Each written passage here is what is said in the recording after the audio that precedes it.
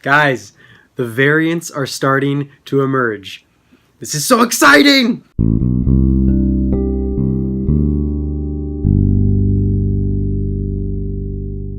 What's up, everybody? Welcome back to the Gospel Training Ground. My name is Ryan Haines, and I am here to help you live out your Christian faith in our post-Christian culture. But it's really hard to live out your Christian faith if you don't know why it is that the Bible is reliable. And so a few months ago, I decided to conduct an experiment. It's an experiment to help people understand why it is that the Bibles we have today still accurately reflect the original writings of the New Testament authors. And this is basically an experiment in New Testament textual criticism. Now, most of you have heard about this experiment that I'm conducting, but if you haven't heard about it, I would highly suggest that you check out the promotional video I did for the experiment where I explain how I'm doing everything, and also to check out some of the other videos in my textual criticism playlist, because it'll help make sense of what it is I'm talking about here today. But for now, let me just give you a basic explanation of what it is I'm trying to do. I had a friend of mine select a document that I've never seen before. I'm having that document copied 52 times, and then what I'm going to try to do is perfectly reconstruct that document using only imperfect handwritten copies of that document. And just so you can better understand how I'm doing this, here's a little chart that I made to represent the flow of copying that this document is going to go through. This top one up here represents the original. Then there's 4 copies being made of that original. You just follow the lines and follow the circles. And then off of those 4 copies, there's 3 different lines of transmission coming off of those. Each of those circles represents a copy, and the line is sort of which copy is coming from which other copy. The circles that are blacked out represent copies that I am not going to be using in my attempt to reconstruct the original, because New Testament scholars don't have every single copy of the New Testament that's ever been made. And I don't want to give myself an unfair advantage over New Testament scholars. The circles that are halfway crossed out represent copies that I'm only going to use a portion of, meaning I might throw away the last page or the first page, or I might rip the document in half or something like that. And the reason why is because a lot of the manuscripts we have of the New Testament, especially the very, very ancient ones, are only fragmentary, meaning we only have portions of them. Sometimes they're ripped, or we only have a few pages of them, or there's portions missing, and that's just because they're very ancient. They've gone through a lot. And the circles that are not blacked out at all represent the copies that I'm going to use in their entirety when I'm trying to reconstruct the original. So that's just a basic idea of how the document is being copied and what the process is. Now, the exciting news is that I only have 3 more copies that have to be made before I can actually begin doing the textual criticism for this experiment. But as I've been waiting for these final documents to come in, I decided to take a little sneak peek at some of these documents that have already been completed, some of the ones that I will be using for the experiment, because I wanted to see, are the variants actually starting to emerge? Are there differences emerging in the different copies? And the answer to that question is yes. And this is very, very exciting because it proves that the first part of my experiment is working. I'm starting to see the exact same kind of thing happen that New Testament scholars see in the manuscripts of the New Testament. I'm starting to see differences emerge through these different lines of transmission. So today I just want to show you some of the variants that I've begun to notice. So what I did was I took 4 different copies, one from each of the different lines of transmission, and I examined and compared the same paragraph in each of those copies. And I want to show you what I found. Check it out.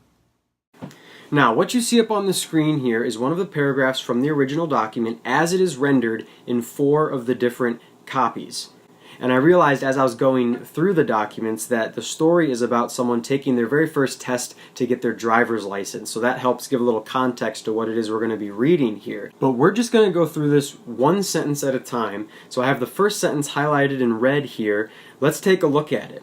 The cool thing is about this first sentence, you'll see that it's remarkably stable. In fact, it's exactly the same in all 4 of the copies. It says, finding a parking spot in the Bronx took an extraordinary amount of luck. And that's what all of them say. But if you look at number 4, you see that whereas the other 3 end with a period after the word luck, number 4 actually has a semicolon. Now, textual critical scholars of the New Testament do not include grammatical punctuation things as variants, so I'm not counting those either in my experiment. But that is a slight difference, but it's really not something that textual critical scholars would consider to be a variant. So the first sentence, remarkably stable. But let's go on to the second sentence. And this is where we start to see our first variants emerging. So let's read it. In the first one it says, actually, getting into one takes the skill of a neurosurgeon. Let's look at the second one. Actually, getting into one took the skill of a neurosurgeon. You see the difference there? It's a difference of the tense of the sentence. The first one makes it like a present continuous. It takes the skill of a neurosurgeon. But number 2 puts it in past tense. It took the skill of a neurosurgeon.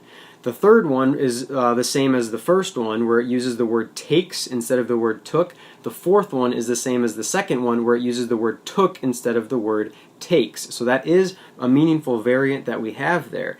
Another variant that we find in this second sentence is in number 3, where the word neurosurgeon is separated into 2 different words, separated by a little dash there. Now, that is something that would be considered a textual variant because it affects the way the word is being spelled. But I want you to notice that even though it's a textual variant, it's not a meaningful textual variant. And what I mean by that is, however you spell neurosurgeon in this sentence, it still means the exact same thing. The meaning is not affected whether you put the dash in there or not. So it's a variant, but it's an insignificant one. It doesn't affect the meaning of the text at all. So now let's move on to the beginning of the third sentence. And here we start to see some pretty interesting differences. Let's look at the first one here. It says, Parkers use every available inch. Okay? Number 2, what does it say? Parking used every available inch of space. Big difference in those two. The first one says parkers, the second one says parking, and the second one even has more words than the first one does. So all sorts of variants happening there. The third one, pretty similar to number 1. It says parkers need every inch available. So instead of saying parkers use, it says parkers need, and then it switches the word order, saying every inch available instead of every available inch. So again, more variants happening there. Number 4 is very similar to number 1, but instead of saying parkers use, present tense, it says parkers used, past tense. So again, just at the beginning of that sentence, we have a couple meaningful variants going on. And now if we move on to the second part of that sentence, let's start by looking at number 2. As you can tell, it's significantly shorter than the rest, right? So number 2 says, it was common to see a car trapped with no room to move. Okay, that's not a typo on my part. That's actually what it said in the manuscript. It had the word to repeated twice. It was not. It says it was common to see a Parker trapped with no room to move. Okay, that's an example of a nonsense error. That was obviously a mistake on the part of the copyist. Easy to figure that one out. But when we compare this sentence to the rest of them, my goodness, we got a lot of meaningful differences going on here. Look at number 1. And it was not uncommon for a car to be trapped in a parking spot, locked between the bumpers of those in front and behind. It's got way more information than the second one had. Compare that with number 3. It says, and it was common, which is different from the first one, which says it was not uncommon. Same meaning, but different wording, so that's still a textual variant. Number 3 says, and it was common for a car to be trapped in a parking spot, locked between the bumper of those in front and behind. So pretty similar, but still it has some differences there. Number 4 is also different, but I just wanted to point out one of the very interesting differences I found here in number 4. And it's the difference between the fourth copy and the first copy. The first copy talks about the car being locked. The fourth copy talks about the car being blocked. What's the difference there? Only one letter. And this is comparable to what we find oftentimes in the New Testament, where there will be a meaningful textual variant that's only based upon one letter. Okay, so is the car locked or is it blocked? Only one letter difference, and I'll have to examine the other manuscripts to find out. Number 2 and number 3 talk about the car being trapped, so that's another option, but I just wanted to show you that it had the one letter difference there because that is something we find very often happening in the manuscripts of the New Testament. And now let's look at the final sentence. Look at the first copy and the third copy. Both of them are the same at the beginning. It says squeezing into a vacant spot. But now look at the fourth one. It doesn't say squeezing into a vacant spot. It says squeezing into a vacant space. Okay, now that is a textual variant, but you could see whether it's spot or space, it really means the exact same thing. So I just wanted to point that out too, that it's either spot or space, but they both mean the same. But look at number 2. It doesn't talk about squeezing into a spot or a space. It talks about parallel parking. Now that is a meaningful textual variant right there. Is it squeezing into a spot or were they parallel parking? That's important.